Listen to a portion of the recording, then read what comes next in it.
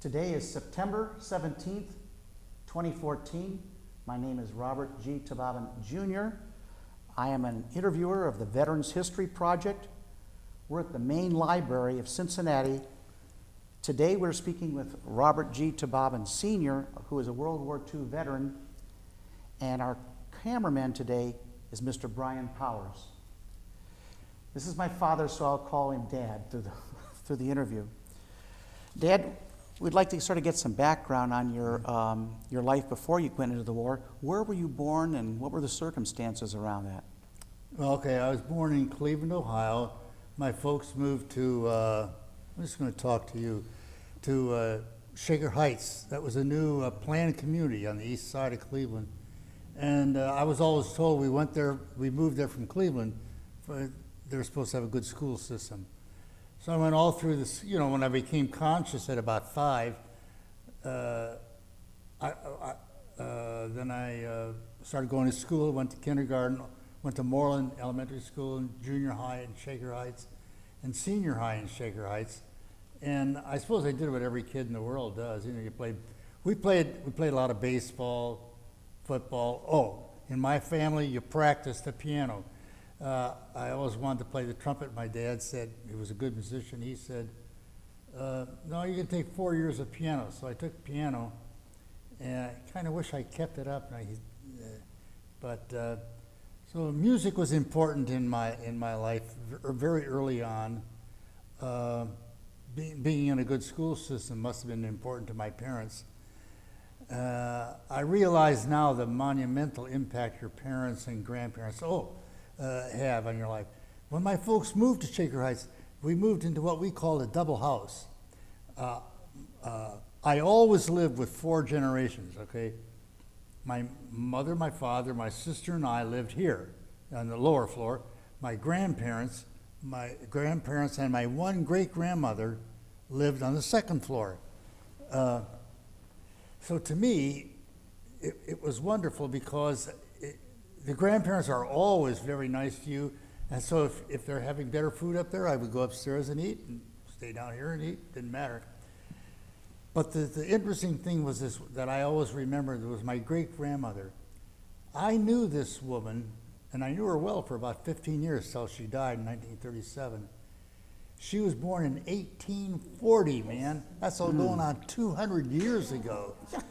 That's old. I can't believe I knew anybody, but I knew her very well.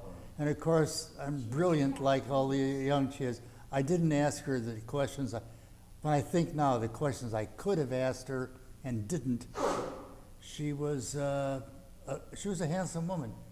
And my grandfather still talked a little German. And if I was crying, came upstairs, he'd say, "Was ist los?" And I knew what that meant, what the hell's the matter, and things like that. So that's where I was raised. I think that had a big effect on me, being a part of this. That's how everybody lived their life, with 4 generations and up and down. What did your parents do for a living? My dad really was a marvelous musician. That was sort of a hobby.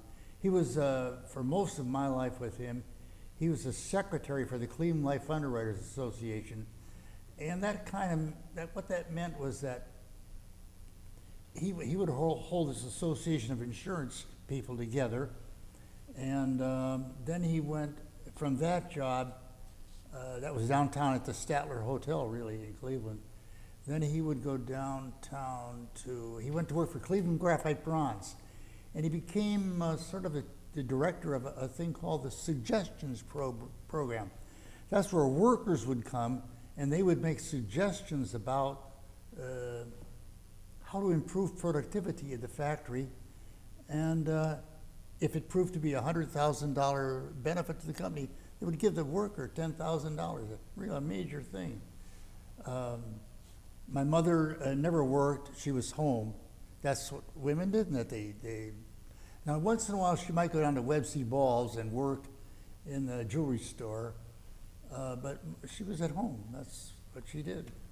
When you look back on your schooling, you said the reason they moved there was because of the good schools in Shaker Heights. What are some of the outstanding things that were indelible in your high school career? Okay, I happened to take most of my friends that were there,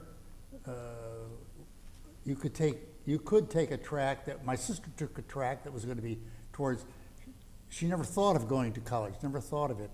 She just said, I'm going to be a secretary, and that was it. And so she took courses in shorthand and typing and all things like that. I happened to go along with, I think I went along with my friends. They just took an academic course, be a very normal thing. You know, you take your mathematics, you take your various sciences.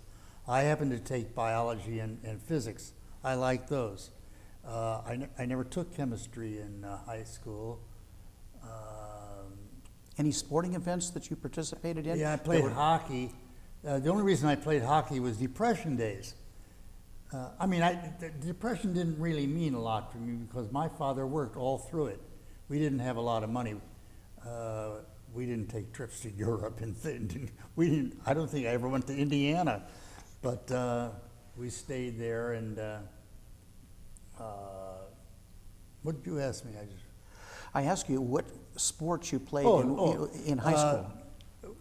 One thing the city of Shaker Heights did at the end of my street was an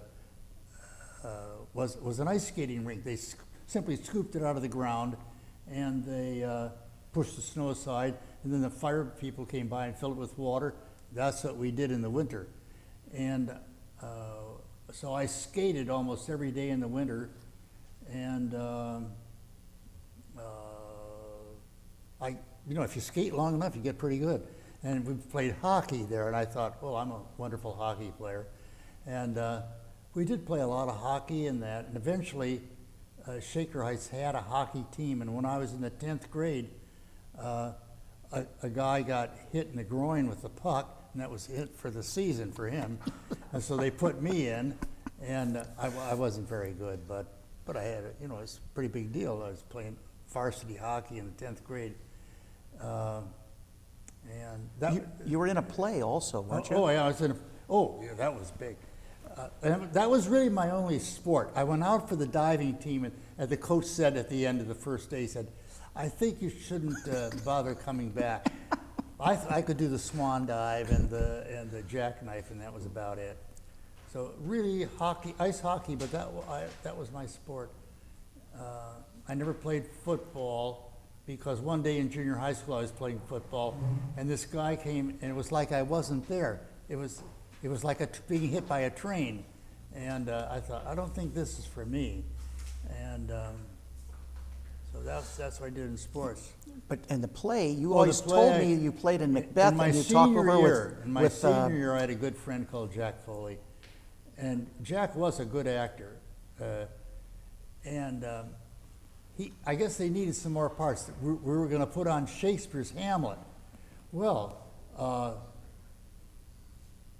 Hamlet is probably the most demanding role that a actor can ever have. It has something like 1,500 lines. I have no idea how Jack memorized the lines for that. And believe it or not, I was assigned the role of Guildenstern. Now, if you know the role of the party of Hamlet, it's actually, I looked at the lines. I'm surprised I learned them, but I did. And I don't think I was very good, but there were very few people that were very good in high school, but I was a part of the thing. And there was a guy on there, and this is the truth, an actor called Paul Newman.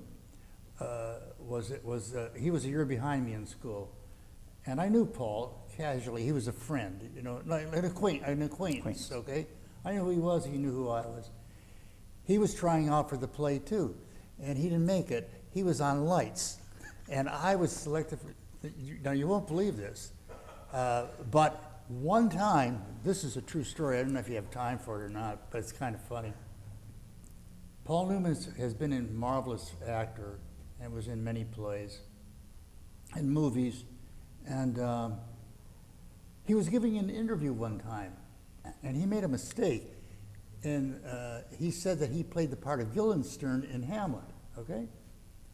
Well, my friend Jack Foley, who was living in California, he wrote to me, and he sent me a copy of the magazine where Paul says he was Guildenstern.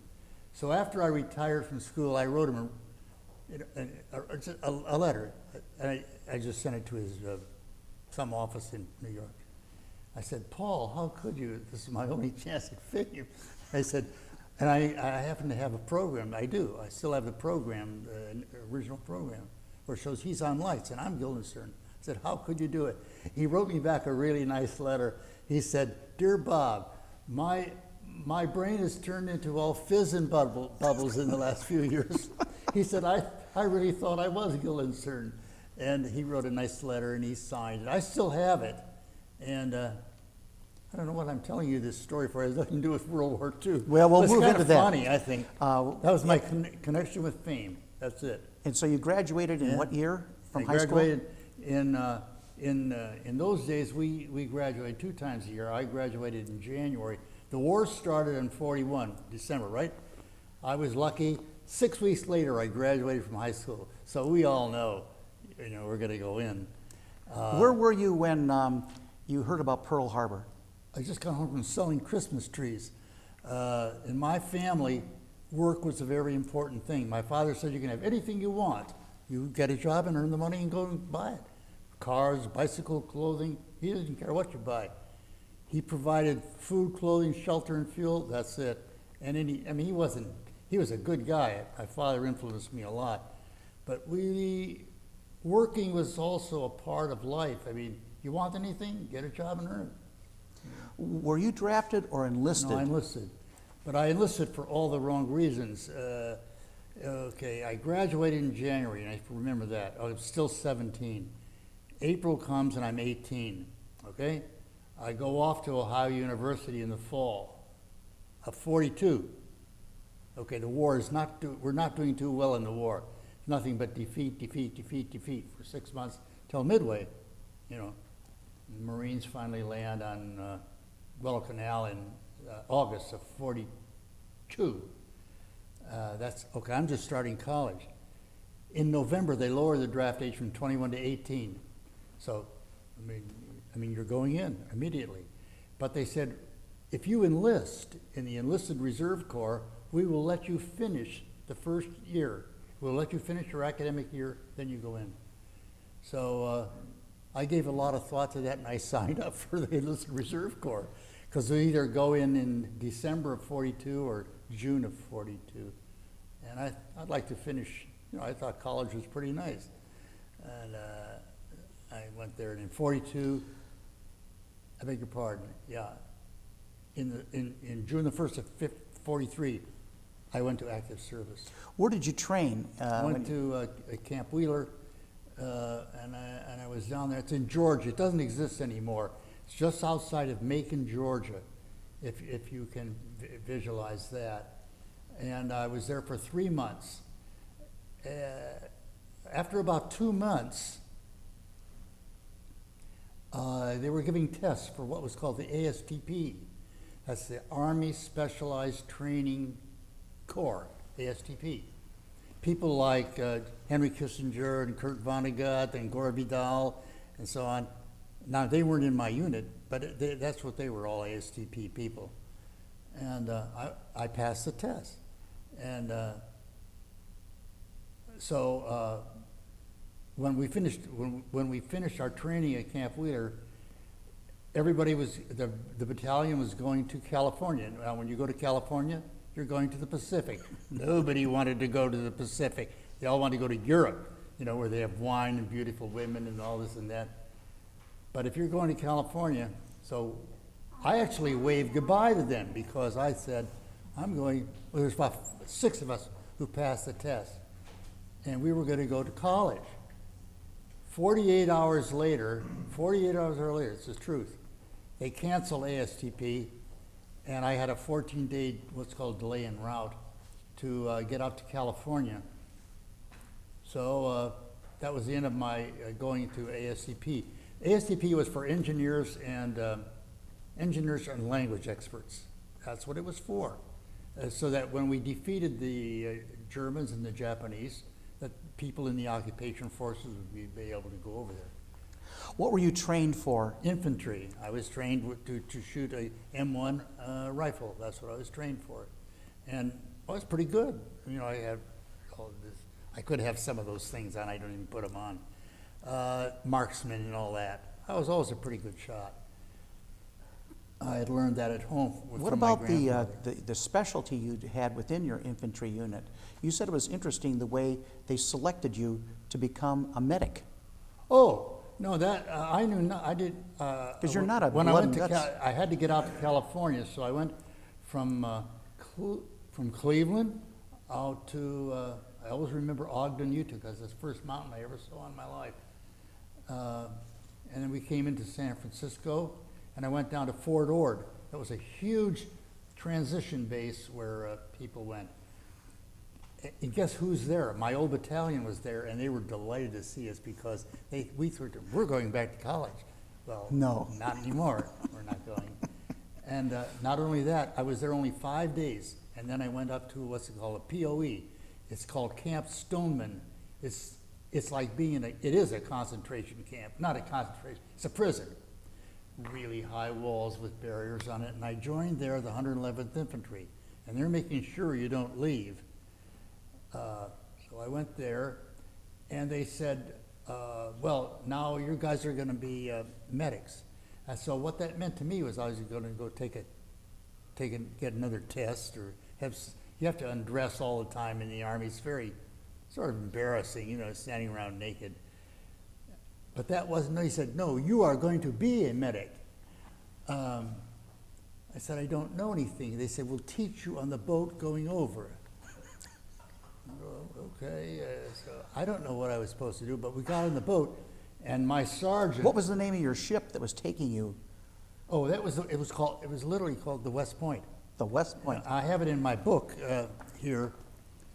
It was a huge ship. We had about 10,000 troops of all kinds, you know, infantry, Air Force, people, and then there's always the sailors, and all they're doing all the time is scraping and painting things gray.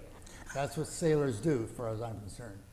And there's a lot of gambling going on, and I thought I could gamble. I don't know anything about gambling, I really don't. I mean, these guys they called them cut men, they come from New York and so on, and they never bet. They just take a cut of certain pots.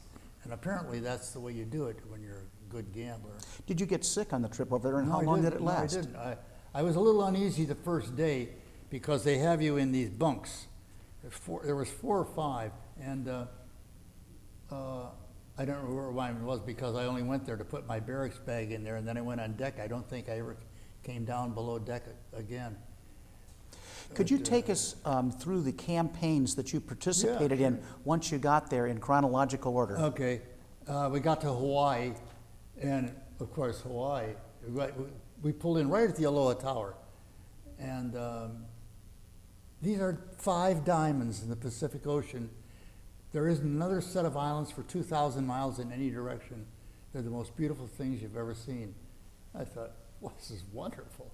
And they took us on a little narrow gauge. We marched through Honolulu, and we got on what's called a narrow gauge railway, and it took us straight, I guess it would be east, up, we would be going east, I think, in Oahu, up to Schofield Barracks, about 10 miles.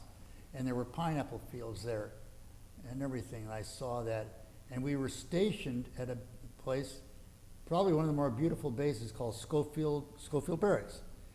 And it's still there, still operating. It's the home of the 25th Infantry Division. And, right, yeah. Okay, there, one day they said, okay, all you guys fall out. And the barracks are 2 or 3 floors. It was made famous in a book by James Jones, incidentally, From Here to Eternity, in 1951. And they said, now you can join any battalion you want. There's our battalion. In those days, we had three battalions in our regiment, okay? The regiment's about 6,000 men. Well, my friend and I, John Serval, we walked into the 3rd Battalion line for no reason. Impulse. They had impulse buying. We walked in there on impulse for no reason. That was a big mistake because 2 weeks later, we're on our ship going to the first campaign, and the other 2 battalions stayed in Hawaii for a whole year. What did you pick? And we knew this when we were out there, and we say, God, how can we make such mistakes? Actually, looking back on it, it wasn't a mistake anymore because I wouldn't have had these books or anything else because a lot of things happened to us. And we went on a ship called the Port. And our sergeant, he was a good guy, his name was Archie Newman. If Archie got on the boat, he got sick. I mean, deathly ill. Some people can't deal with ships. I could. I mean, I never got sick. But Archie would get on the boat, and he'd say, "You're all going to study now." I said, "Sure, Archie." You know, poor soul would go to the sick bay. And that we were on that boat for 3 weeks because we're just sort of weaving our way down to what was, at that time, the first offensive in the Central Pacific. This thing here, maybe it'd be easier on here. On here, this is the Central Pacific ribbon, or shoulder patch. And that, I was under Admiral Nimitz. I was never under MacArthur. MacArthur's in the Southwest Pacific. I'm always in the Central Pacific. And they're called Polynesian Islands. They're very small. And we went out and we laid over one night at an island called Tarawa. That was a huge Marine. And I know that my grandson, your son, is in the Marines. Well, the Marines went in there and they found out the Japanese are very good, very brave fighters. And we had terrible casualties there because we didn't do the preparatory work that was necessary. They didn't do enough bombing, and they didn't understand really the reefs and the waves.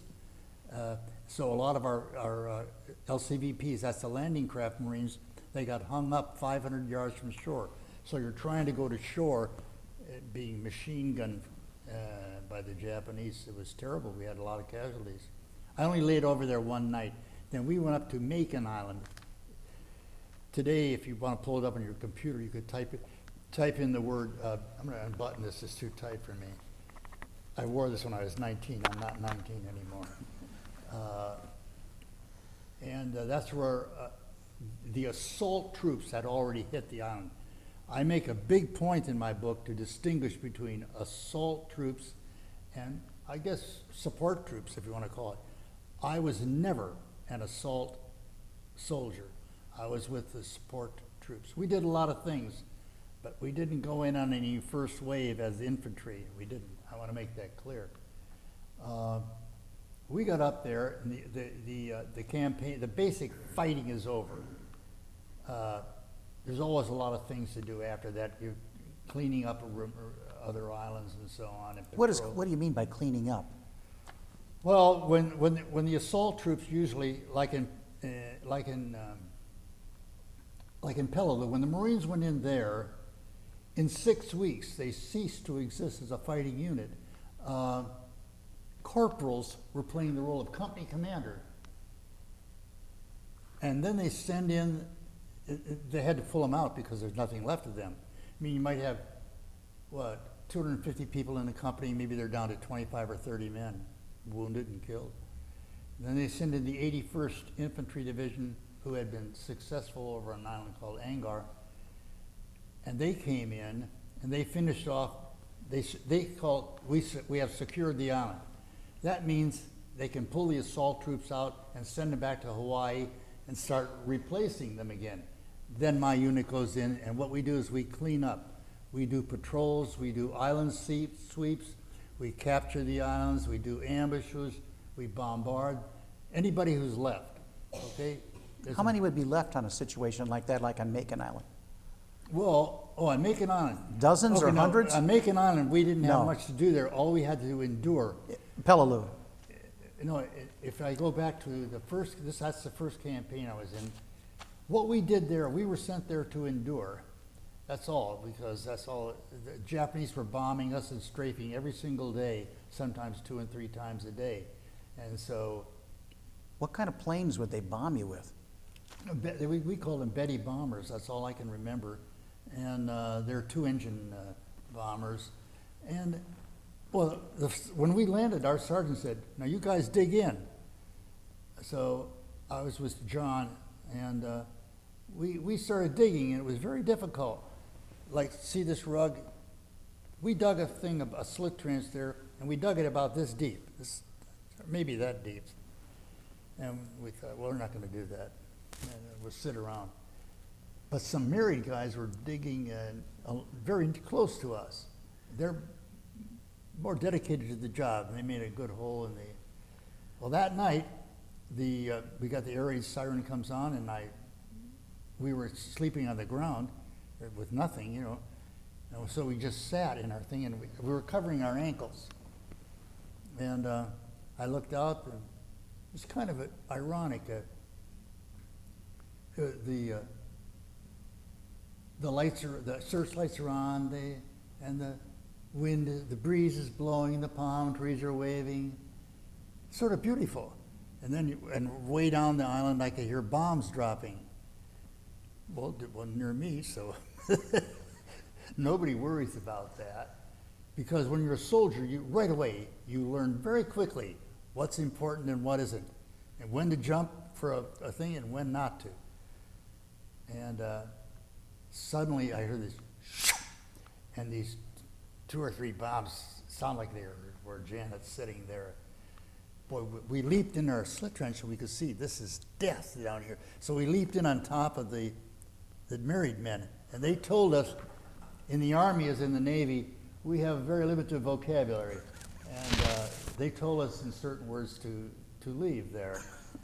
We said, no, we're not leaving, we're staying here, and we did. But then we began digging, and we made very good things after that, very good. Holes with coconut logs and sandbags, we were very good. And that's when you learn. You know, it's like everything in life. You seem to have to learn it by, all of us, I think, have to learn it by experience. When you left that island, where did you proceed? Okay, we were there for about, let's see, I say December, January, February. They invade the Marshall Islands. We know we're going there. And we do the same thing again. And we went to an island called, Marshall Islands was a very good, maybe one of the very best invasions of the Pacific War. They really did the preparation, and the Japanese there were punch drunk when the assault, the 7th Division went in there. We went to an island called Peleliu. Okay, if you go to a map and look, you'll see the what do you call it? The Kwajalein Atoll is a round thing of 93 islands. Now you won't believe that. You could put all the navies of the world in this one lagoon. My island, we guarded the South Pass. It's called Peleliu. That's the only way you can get in because there's reefs all around the other ones. So I'm on this island, and really nothing is going on as far as I'm concerned because I don't know anything. I don't know how to patch up wounded guys, but I'm learning, you know, I'm working in the aid station, they're teaching me how to do these things. I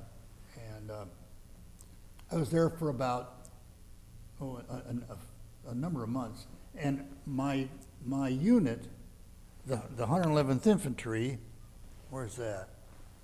Oh, what these things are. You see this thing? Benjamin Franklin? That's called a Benny. Benjamin Franklin founded my regiment in the year 1747 or 57. So one of the oldest regiments in the whole United States Army.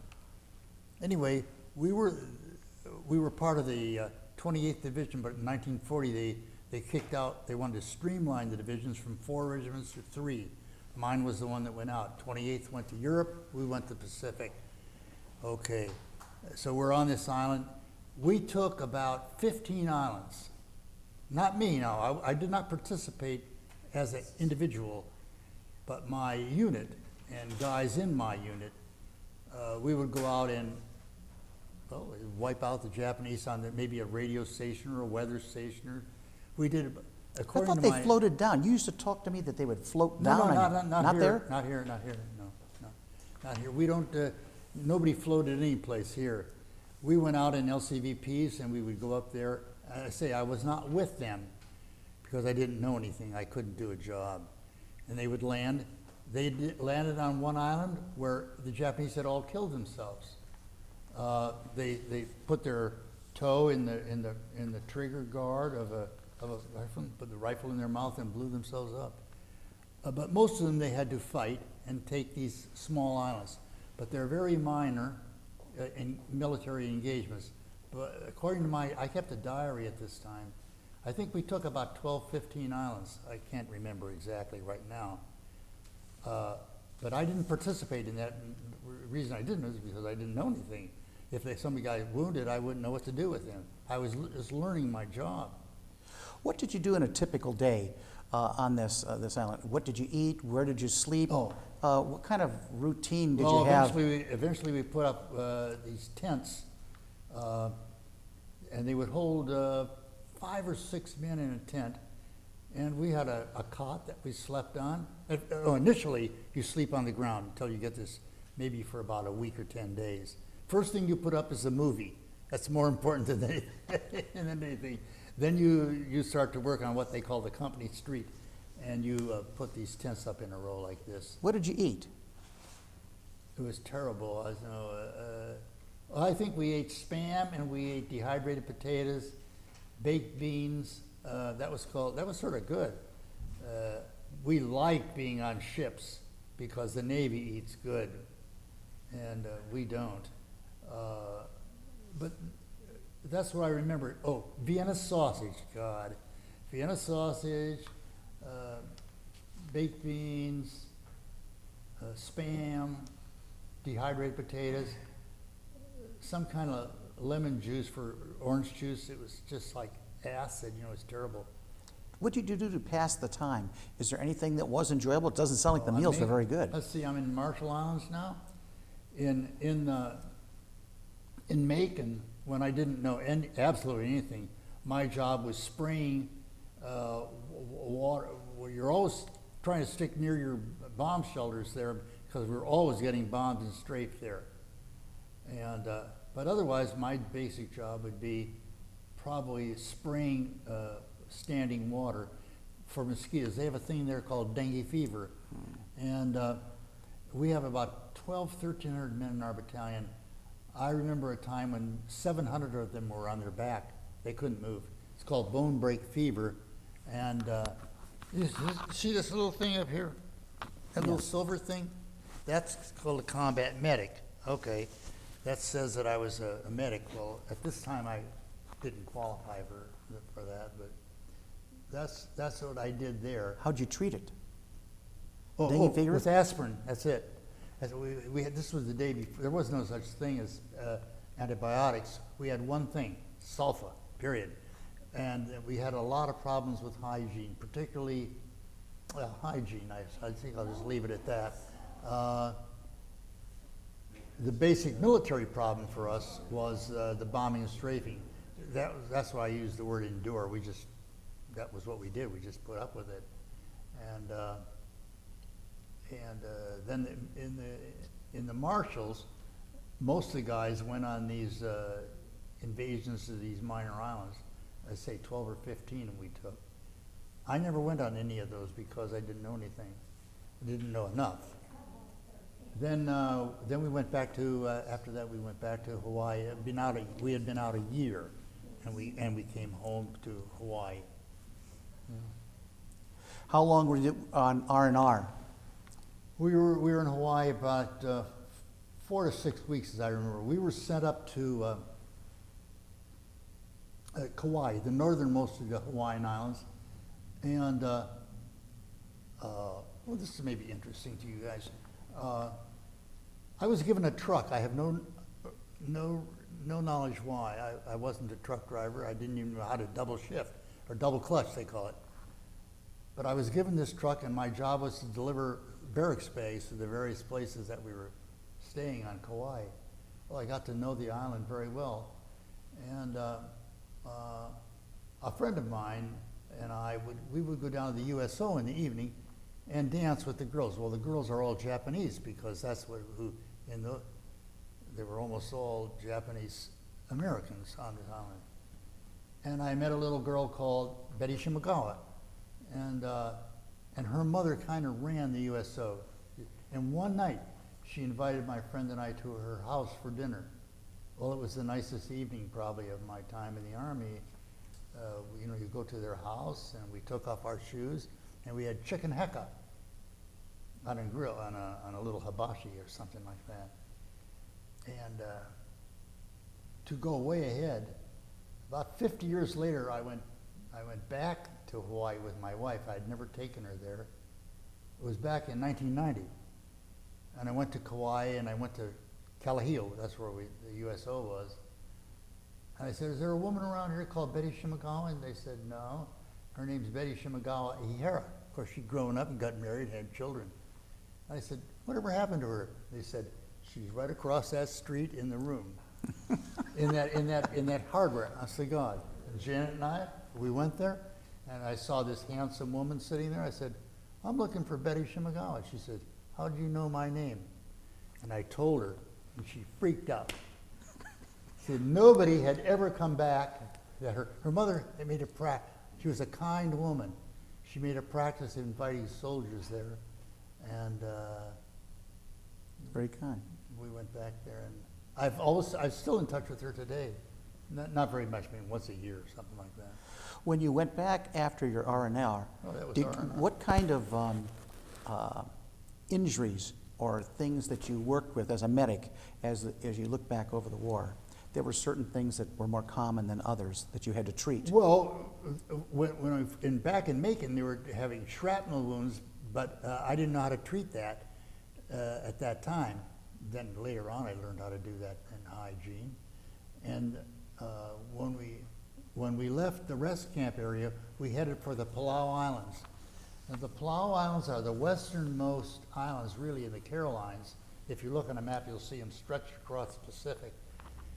The Pacific is big, I beg your pardon. It's 5,000 miles west of Hawaii.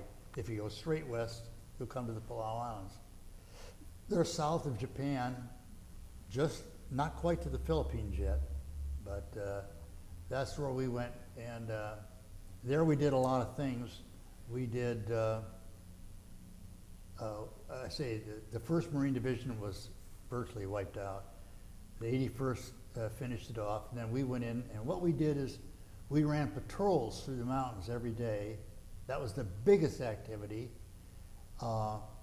We did island sweeps, where we would actually sweep the island, and we had guys wounded and killed there on those things. We did bombardment of the Japanese, because we only took about the 4 or 5 southernmost islands. All the other islands up north, biggest one being Babelthorpe, they had 25 to 30,000 Japanese troops there.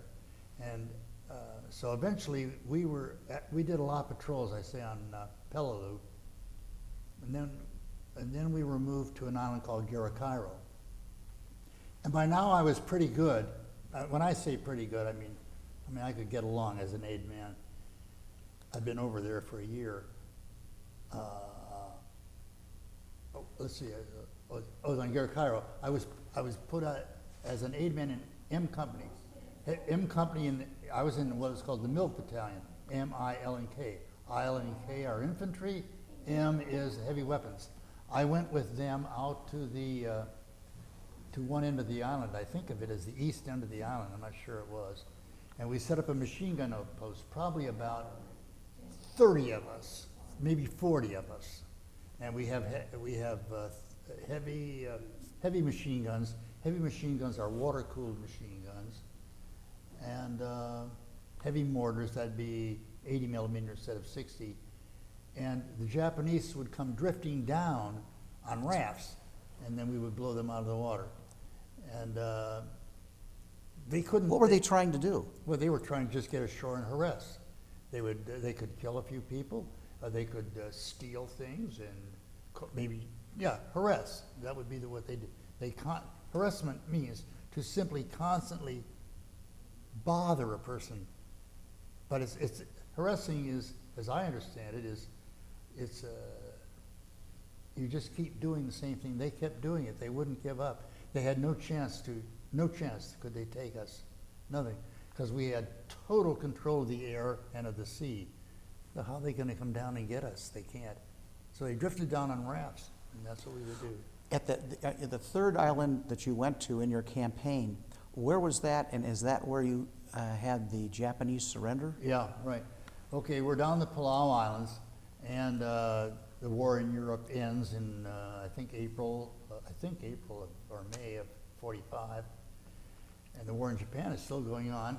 And I'm on Garakairo on a machine gun outpost there. Well, on August the 6th and August the 9th, we dropped atomic bombs on Hiroshima and Nagasaki, right? On August the 14th, the Japanese surrendered. What were you doing when you heard about this? Okay. This was a momentous thing for us. I mean, okay, now this is August 14th in the morning. You have to remember that. And this is true. It's in one of these books. In the morning, the Navy sends us, Navy in those days were not allowed to drink on ships. I don't know if that's the rule today, but in my day, they sent Navy guys to shore and they would get drunk. That was the rule. You come ashore, you drink all the beer you can, you become intoxicated, and then you go back to your ship. This is called a beer party or something. Well, okay, Navy people are crazy over souvenirs. We never went into the jungle unless we were ordered to do it on patrol. They go in right away. Well, I was sitting in my tent at my outpost, and I see this Navy guy come running out of the forest. This is true. His hair is flying. I can see him now. I saw one. I think he came around a corner, and they came face to face. They were both terrified, and they both ran like this. Okay. About an hour later, this is true, all on the 14th of August, there was a Navy guy fell off the pier, and he was drowning. So they ran to me, and I was never trained. I was trained in Boy Scouts of how to do, what do you call it? Artificial respiration. Today they do it very different, much superior. But I did my best, and I got him breathing again, and I said, okay, carry him up to my tent. But on the way up, he started to turn blue again, so we threw him on the ground again, and we gave it to him again. And somebody called into the aid station, and they're about 3-4 miles away from us, at least. And they sent a truck out, and when I left him, he was alive, okay? So I figured that's pretty good. Then a sergeant, and I've forgotten his name. He wasn't my regular sergeant, he was sergeant of M Company. He came to see Bob, he said, would you go on an ambush with me tonight? Well, I don't even know why he asked me. I think he thought that I did a good job or something on this guy who drowned. And I said, yeah, I'll go, because I'd never been on an ambush before. And that afternoon we went out and we picked out a spot about 300 yards into the jungle where some trails passed. We thought, well, this is very good. And that night, we blackened our face and we went into the jungle, and we got there just at dark, and we hunkered down. And I'm carrying a carbine. Oh, incidentally, that'd be interesting maybe to your viewers. Whenever we went on patrol, we aid men, we never had a red cross on our helmet, and we always carried a rifle. Always. No, not a rifle, we carried a carbine because it's lighter and easier, because we had to carry a medical bag too. Okay. So I had my water in my medical bag and my carbine, and we went back in there. And we're back there, I think, about 10 o'clock at night. I could see where the camp was. There were some lights there, Coleman burners and so on. And we heard this guy say, hey, you guys, the war is over. And the sergeant and I, we looked at each other, and we didn't do anything because we're hiding, we're supposed to be on an ambush. And then they said, no, we're really telling you the truth. The war is over. So we looked at each other, we said, let's get the hell out of here. And so we did. We walked out. That's the last time I've been in a jungle, I think. What's your impression, Dad, of the dropping of the nuclear weapons? How important was that to you as a person and to our country? Well, to me, I believe it ended the war. I believe that it shocked the Japanese leadership out of the trance. They were in a trance, I think. They think if we keep going, if we keep fighting with kamikaze and everything, the Americans will give up. I think the atomic bomb shocked them out of that trance, and I personally believe that it helped to bring the war to a conclusion without having to invade the Japanese home islands. What would have happened, do you think, if you had to go and invade? We would be dead, and you wouldn't be here questioning me, because nobody would have survived that. Because if you look at the Japanese, they're very good fighters, and they won't surrender. You can see maybe 50,000 Germans will surrender at once. But on Tarawa, for example, they killed 5,000, and there were 200 captives. They were probably so shocked they couldn't even function as human beings. That happened also on Eniwetok when the Marines went into the northern end of Kwajalein. Was no problem.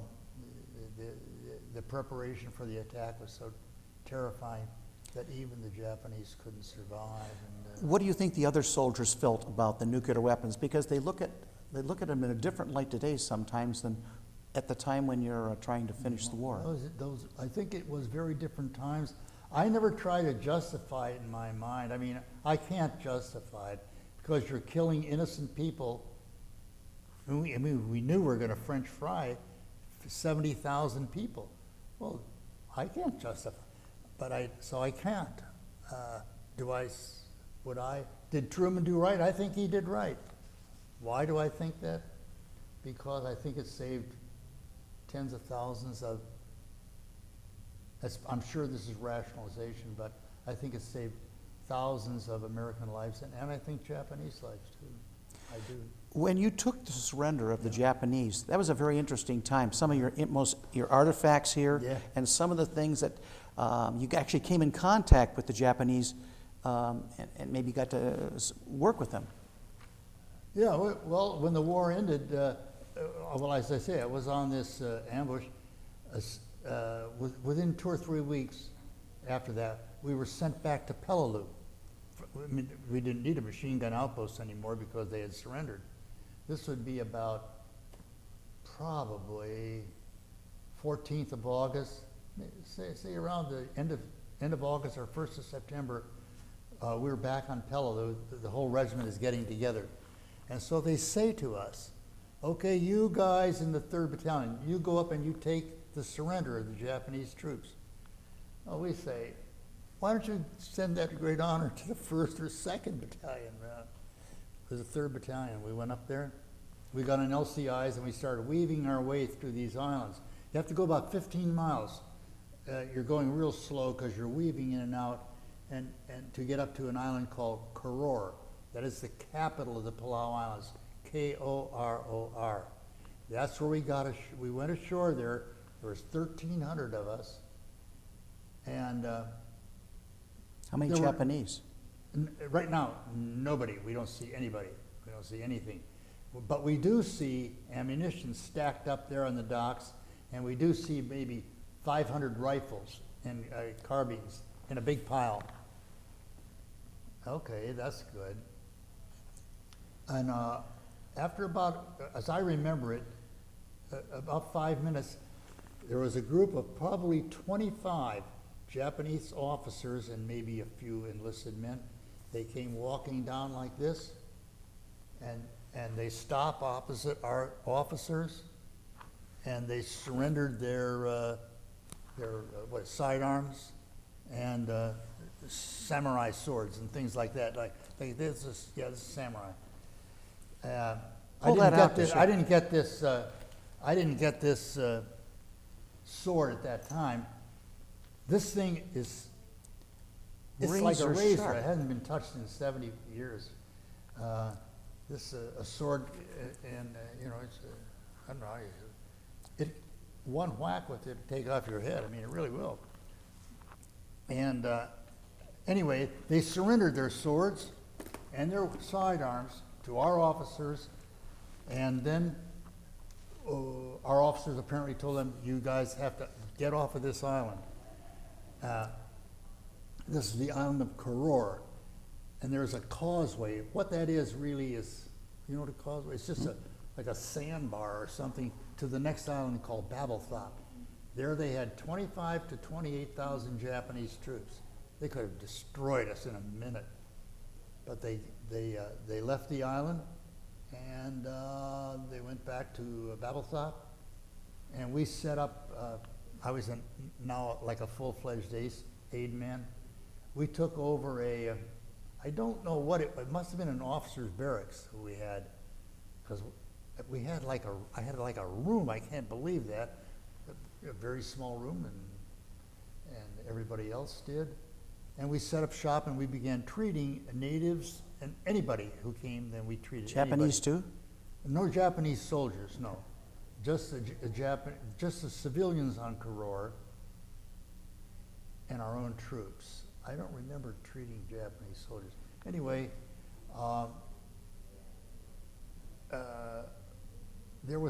we went down, one morning I went down the causeway, and cigarettes became the medium of exchange, just like money. And the Japanese had to surrender all of their weapons. And a Japanese officer, I happened to be down there, and a Japanese officer came ashore, and he had this sword on. And I pointed to the sword and said, you can't have that. Of course, he didn't understand that. But he unbuckled it, and I gave him, or he asked, I was going to give him 1 carton of cigarettes for it. He said, no, that's 2. So I gave him 2. That's how I got this sword. About the flag? I cannot honestly remember how I got the flag. I suppose I must have traded somebody for it, but to be honest, I can't remember it. This is a Japanese flag. Now, sailors would die for this stuff. We didn't, but I brought it home, and I've had it, I don't know, it's in the cedar chest. Now, And tell me a little bit about these awards that you got Okay. once you finished the war. Okay. How long did you stay in the military before you came Oh, home? And then tell us about Right. what these medals that you received. Okay. This would be in September. We took the surrender of the troops, Japanese troops. I was there for probably another a month. And then we came home on points. I forgot how we got them, but I had a lot of points then because I'd been overseas 2 years and 2 months. And I had 3 campaigns. I counted for 3 campaigns. You can see the little stars. Each one is for Gilbert's, Marshalls, and Palaus. I suppose about the end of October or 1st of November, we were put on a ship to come back to the United States. It took us 3 weeks to get home. And I was sent to Camp Atterbury, Indiana for discharge. And on November the 28th of 1945, I got a discharge in my hand, and I came back to Cleveland, Ohio. My parents met me at the train station. Well, what are the different medals Okay. represent from the campaigns? This medal is called this is a victory medal, the one here in the middle. This is a good conduct, means that I didn't go AWOL or didn't do, I think I ruined your thing. I pulled it off by mistake. Okay. I'll hold it, put it back on. Yeah. Jeez. Oh, well. There we go. Okay. You need to point it Good up. Ed. Conduct Medal. This is called the Asiatic Pacific Medal with 3 stars, which indicates that I participated in 3 campaigns. And this was called a Bronze Star. A Bronze Star was given to any infantry soldier who was involved, this would be accurate, in ground combat against the armed enemy. That's exactly what it was given for. There is another bronze medal that has a V on it. That is for valor. Mine shows that I was in ground combat against the armed enemy. That's it. If you have a V on it, that's special. That means that you did something heroic. What do the bars mean down here? I get one for every 6 months overseas. I actually had 2 years and 2 months overseas. Then this shows that I'm in the infantry, 111th Infantry. This was my rank. It's a very low rank, private first class. And this is my Benny, that's my regiment right here. This is my combat medical badge. And this we call a ruptured duck. That was you wore on your civilian suit, showing that you had been in the Army or the Navy or the Marines. And this is my dog tag. That's where you wear around your neck, you know? And One thing else, see. when you came back to... Here's a picture Oh, of yeah, me. yeah, Right. turn that around. here's a picture. This is the night I came home. I'm trying to wear the same uniform, and if I stand up, I can, but it becomes a little tight around the waist later on. What did you do when you first came back home? I know you probably try to... Well, you take, my fondest memories were going up to a Boudin's Delicatessen and drinking beer and eating a corned beef sandwich with mustard on it. That was the greatest thing that's what I would dream about, you know?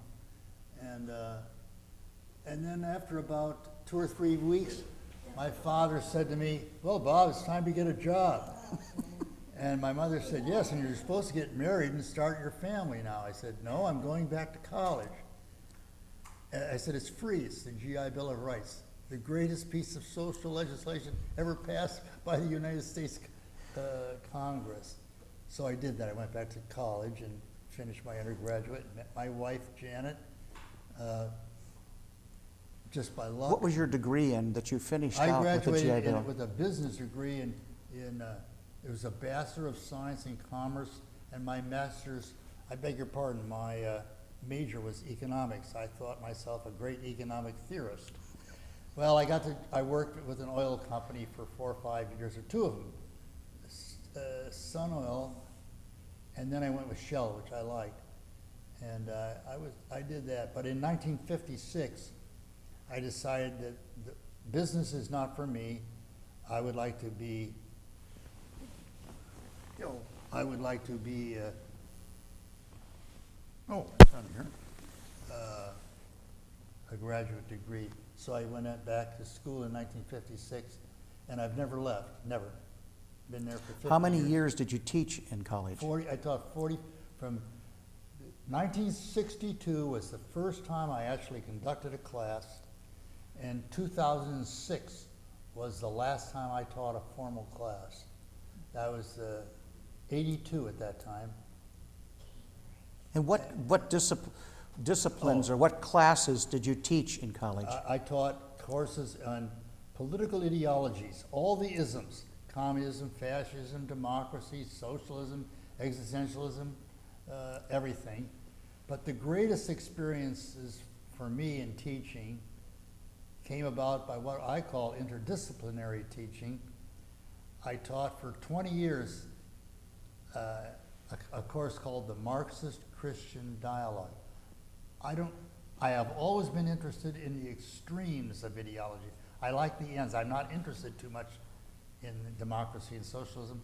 Communism and fascism have always fascinated me. I don't know why, but they have. But I taught this course. Then I taught the courses which I really love, political philosophy. That's where you deal with Plato, Aristotle, St. Thomas Aquinas, St. Augustine, Hobbes, Locke, Rousseau, Mill, all these guys.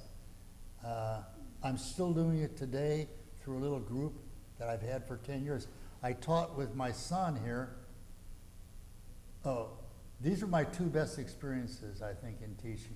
One, teaching with Nick he was religion professor, And we taught this course called the Marxist Christian Dialogue, and we participated in Marxist Christian dialogues, I think about 7 or 8 of them. And I took my wife on every single one of them. Yeah, we went to Salzburg, Austria. We went to Veliloshing. We went to the Soviet Union. This is back in 1978 when it was a communist country. Austria, Switzerland, Germany. It was wonderful. And then I taught for 11 years with my son. My son is a biologist, and I heard about this thing called biopolitics, how the interrelation between biology and politics, because biology is moving very, very fast, and if you don't recognize that, you must be dead, because it is moving so fast. We don't know what to do with the things that they have developed in technology. We're really a little bit, I mean, these things with stem cells and In vitro fertilization. In vitro fertilization. And I taught with Bob for 11 years. He's a very strong teacher, and I used to have to fight real hard to keep up with him. And he would deal with he can deal with the biology, with the science, and I cannot. Like the book that I have a book here. No, it's not here. It's a couple of others. They're not here. I have a book called Issues in American Political Life, Money, Violence, and Biology. You can Google it if you want to check it out. I wrote the part on biology in a daring thing, but I made him read it to make sure I'm not completely wrong. Hey, in the remaining That time, was Dad, great experience.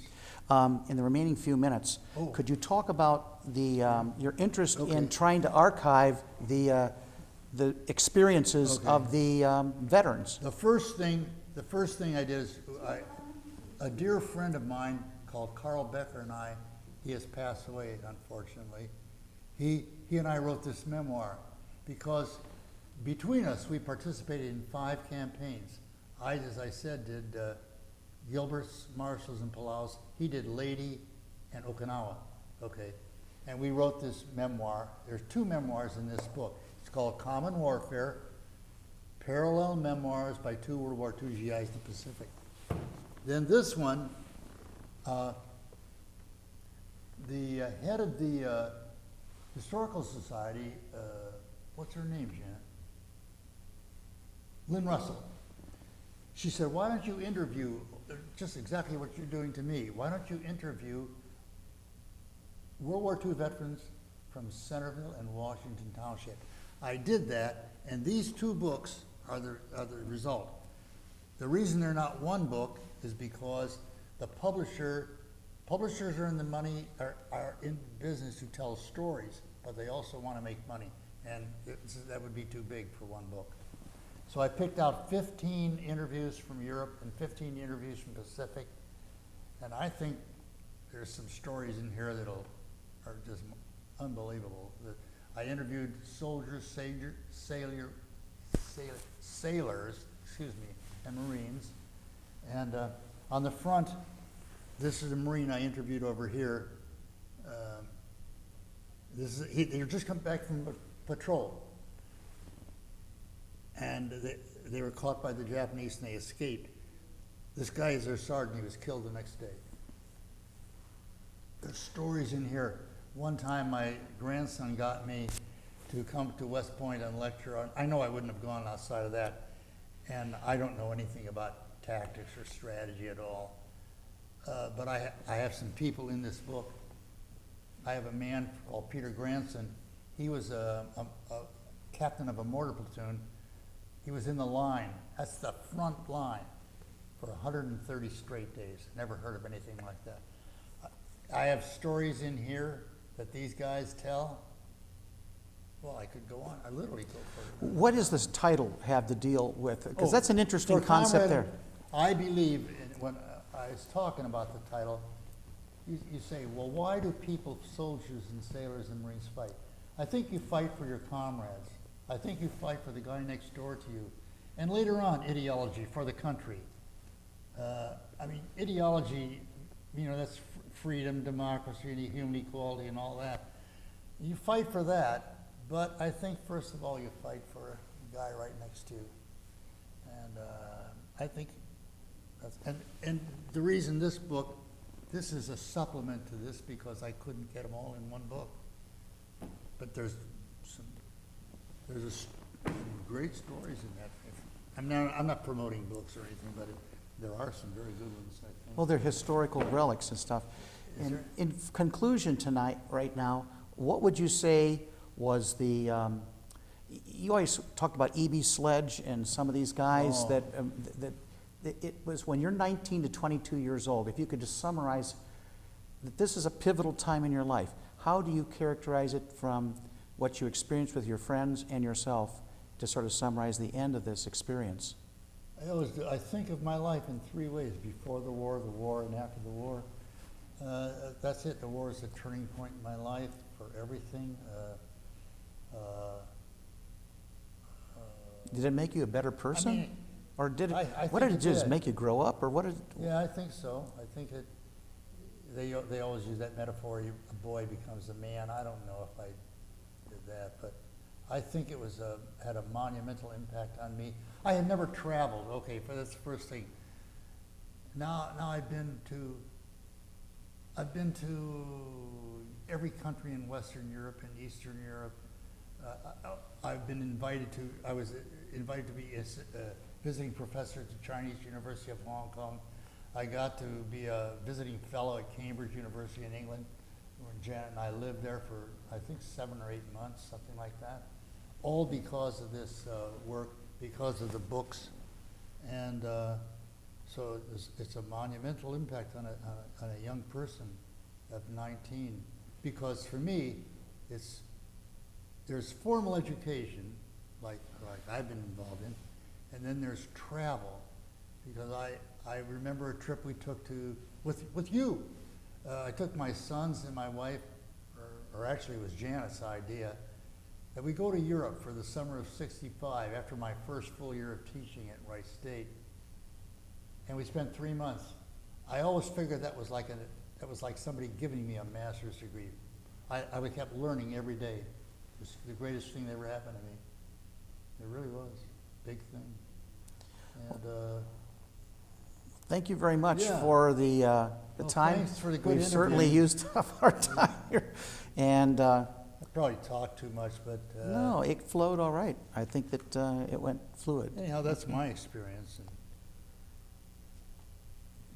This is Robert Thobaben Sr., signing off on September 17th. My dad's 90 years old, my mom's 88 years old, and their philosophy is keep moving. 88, sorry, Mom. And Mr. Griever, Captain Griever is here too to help orchestrate it. Thank you, Brian.